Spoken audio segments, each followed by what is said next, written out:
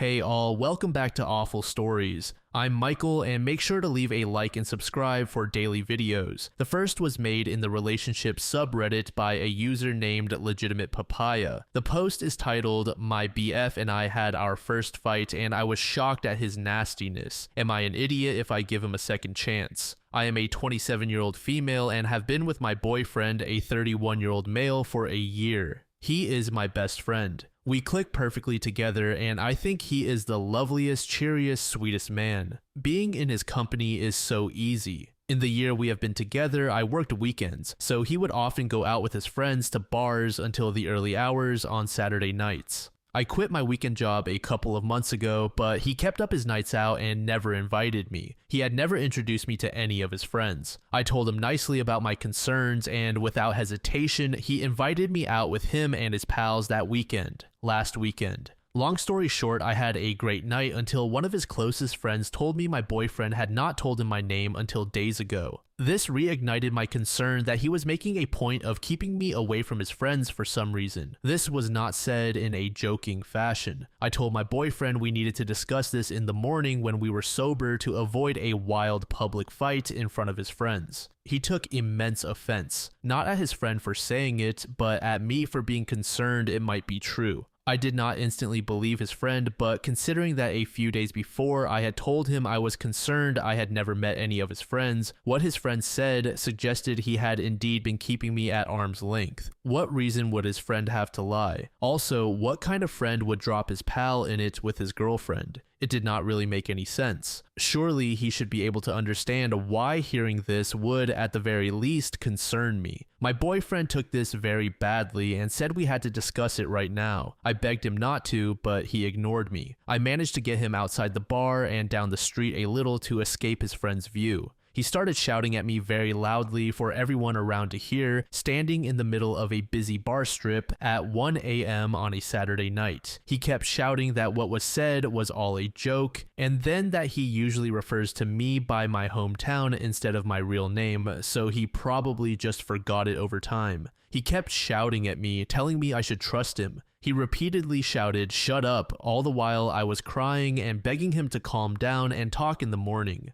He walked away, threw an umbrella to the ground, and yelled back, "How are you getting home?" He has his own house in that city where I was staying over. I still live with my parents. I had to call my mom, waking her up, to come the 50-minute drive and get me. She was very mad at his behavior. She dropped me at his house so I could grab my stuff. He was very mad I called my mom because he wanted to exploit my vulnerability and make me hop in another taxi and follow him home. He then kept erratically switching between "I'm sorry, I love you" and "get the fuck out of my house." He also tried to say that I did not try to hide my annoyance from his friends, so it was me who caused the scene. This is not true. It was my priority to keep everything totally under wraps. It annoyed me that he accused me of this, and that night I learned from another one of his friends that the bar we were in has a camera that records the whole place for a TikTok streams. After some research, I found out you can download an app to watch back old streams. I did this and there is zero sign of me even looking remotely sad. I was still linking arms, rubbing his back, all in an attempt to keep things calm and private. What's interesting though is that I watched another live from 3 Saturdays ago, a night when he went out with his pals and left me at his place without inviting me to join, despite asking him to drop him off and pick him up.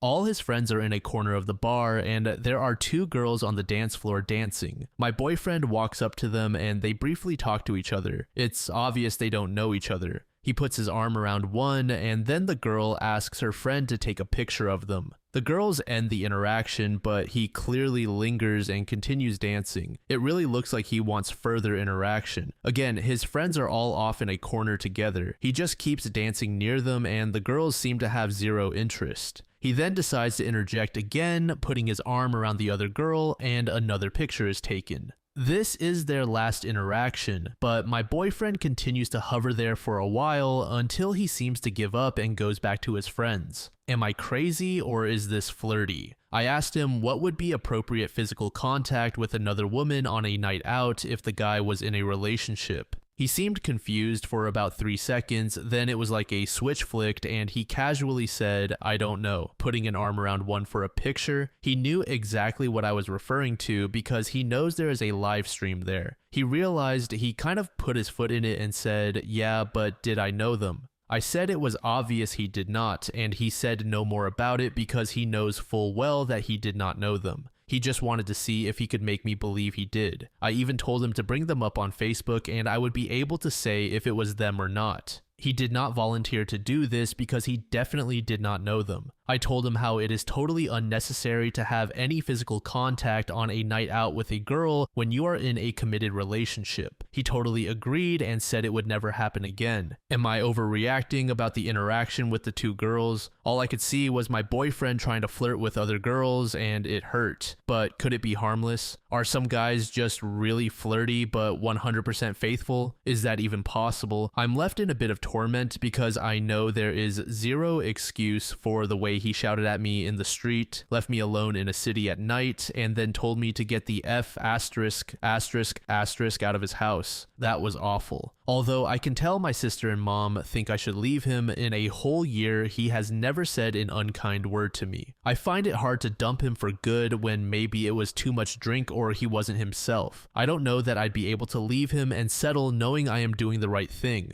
Also, I don't want to spy on the live stream from now on and forevermore. Plus, he knows that bar has a live stream. If he keeps himself in check there, he might not elsewhere. I'm tempted to give him a second chance, and I know that if he does anything like this again, I'll leave him and be able to relax knowing that I've dodged a bullet. He is saying all the right things now. He says he's sorry and that he'll never do it again. He is volunteering to meet my parents and give them an apology. His other group of friends is trying to organize a meal soon and he has asked me to join them. I'm so confused because nothing in this situation is crystal clear. Has he been keeping me from his friends? Has he managed to make himself seem like an angel for a year, only for one night to show he can be very aggressive and nasty? Has he deliberately kept me quiet around his friends? Or is it true that they don't talk about girlfriends very often because most of them are single? If he got a better reception from those girls and they showed interest, how far would he have let it go? I'd love to hear people's thoughts.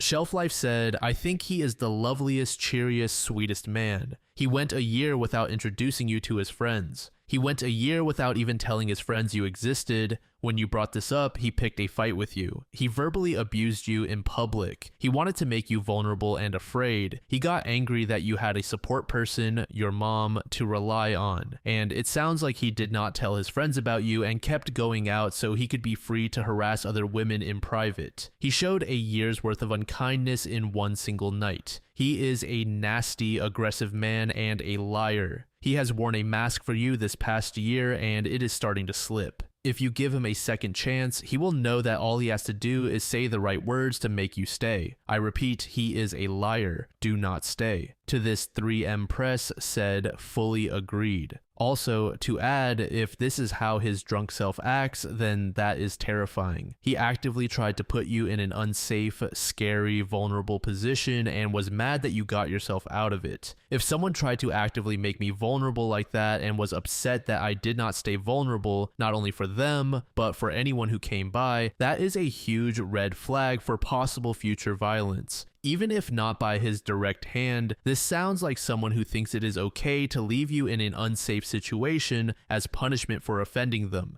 Scarier still, nothing you did was offensive. That means he is willing to punish you and expects you to just take it over slights he imagines. That is really bad and, in my opinion, enough to demand he never touches alcohol again if he tries to use it as the reason he acted like that. But I do not think it was the alcohol. The second story for today was also made in the relationship subreddit by a user named Sorry Mommy. The post is titled, "How do I break up with my partner who is physically and mentally ill, dependent on me, and has nowhere to go? My partner, a 28-year-old female, suffers from ME as well as deep mental health issues due to abusive parents. She also suspects ADHD and autism. She was very abusive toward me for the first 3 years of our relationship until her health basically took away her strength to keep fighting. Throughout, I maintained that I knew where it came from, saw past it, and never once blamed her. I have since changed my point of view. I do not think she has any interest in making her own efforts to change. She simply bottles up the delusion she has created about me now, and it has boiled into clear resentment because she will not do anything about them, yet does not have the strength to be abusive anymore. She just lies in bed while I work full time to fund our life and take care of her. I have now reached a point of bitterness. I have ADHD, I understand it is hard. I never sleep well because of it, and I'm always tired, yet I get up and do things because it is life. You can't just expect someone to carry you around for your whole life. I work with people with ME and autism. They attend work events, do things with partners, go on holidays, etc., and have all agreed that you just have to do it or it consumes you. For clarity, I do not speak badly of my partner. I have simply detailed her struggles as she has agreed is appropriate. I spent 6 years homeless in my early 20s. I am losing more and more years of my life, but am completely held back. And yet, despite saying this anonymously on Reddit, I cannot abandon her. She has no living family. She has found reasons to cut off her friends because she is so vindictive as to be incapable of forgiving someone simply forgetting to say happy birthday until a day later. I saw her, the real her, when we started dating, before she sank into her delusions, fears, and paranoias. I loved that girl, but who she is now has taken her away. I love her. I want her to be okay, but she is not her anymore. And yet I have no way out beyond kicking her to the streets, which I cannot do having lived that life myself. She is always the victim, but is actually incredibly strong, funny, talented, and loving. She just will not let herself be those things. Everyone in her life tiptoed around her before she cut them out for the smallest disrespect. Sorry for turning into a rant. Angwa said, "You'll be amazed at how quickly she manages to take care of herself as soon as you stop propping her up." To this, OP said, "She literally has nowhere to go though. If she is not here, she is asleep on the street." I am also admittedly slightly scared to see her leave and then actually do something because it would just speak volumes about how little she respects me if it takes that to make an effort. Then to this comment, Nixie Pixie said, "Can you break your lease? Or how long is left until it's up?" I agree with the commenters, suggesting giving her a time frame and then that's it. But since you seem to feel a lot of sympathy for her, which is to your credit, my concern is she will just use the time frame to do nothing, hoping that you'll fold again when the time is up. If it'll make you feel better to do all you can, then you have some options that are probably worth the expense just for your peace of mind. But it is going to get to a point where you've gone above and beyond and she still hasn't gotten her act together. She has to learn to live on her own at some point. One of the worst things someone can do for their own well-being is to be fully dependent on a partner and not have a backup plan for how to survive without them. What if you unexpectedly died in some unpreventable freak accident? Sure, it would be a rough thing to go through, but she would have to buckle down and do it. Just because you are alive and well doesn't mean she's entitled to your time and money forever. You have to have some boundaries. But the reason I specifically suggest breaking your lease and moving out is because you can only control your own actions, not hers. Don't give her an ultimatum that she has to move out at so-and-so time. She will very likely just try to manipulate you into staying even longer, and that is no way for you to live. You can't force her to move out. You can control whether you move out. Get your own place lined up, then pack your things, give her enough cash for the next month's expenses, and hope she figures it out. If you're feeling particularly generous, you can look into resources and social programs in your area that would help her and put together a list of their contact information for her. I've lived in places where the county already had printouts of resource lists, so you could always try visiting them or calling and seeing if they can mail one to you. You cannot keep worrying about whether she can sort herself out alone forever. Eventually, you have to give her the chance to actually do it, and it's sink or swim time. If she becomes homeless, even with a month to prepare, that's on her.